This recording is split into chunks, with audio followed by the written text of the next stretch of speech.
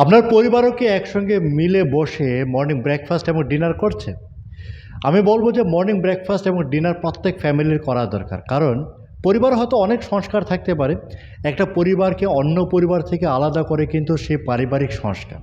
অনেকগুলো ভালো সংস্কারের মধ্যে একটা ভালো সংস্কার হচ্ছে সকালবেলা ঘুম থেকে উঠে মর্নিং ব্রেকফাস্ট একসঙ্গে করা সবাই মিলে এবং ডিনার টেবিলে বসে ইভিনিংয়ে নিজেদের মধ্যে গল্প করা, শেয়ারিং করা, ডিসকাশন করা এই সমস্ত কিছু।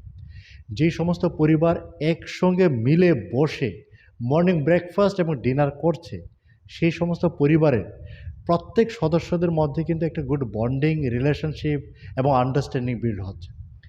কিন্তু তার চেয়েও বড় কথা হচ্ছে আমি বলতে চাই যে সমস্ত পরিবার মর্নিং ব্রেকফাস্ট এবং ডিনার দিনের এই দুটো সময়ের মধ্যে যে কোনো একটা সময়কে হলেও কাজে লাগাচ্ছে, সেই সমস্ত পরিবারের যে সন্তানরা আছে, সেই সন্তানরা কিন্তু ছোটোবেলা থেকে শিখছে কিভাবে ফ্যামিলির মধ্যে গুড বন্ডিং, রিলেশনশিপ বা আন্ডারস্ট্যান্ডিং বিল্ড করতে হয়।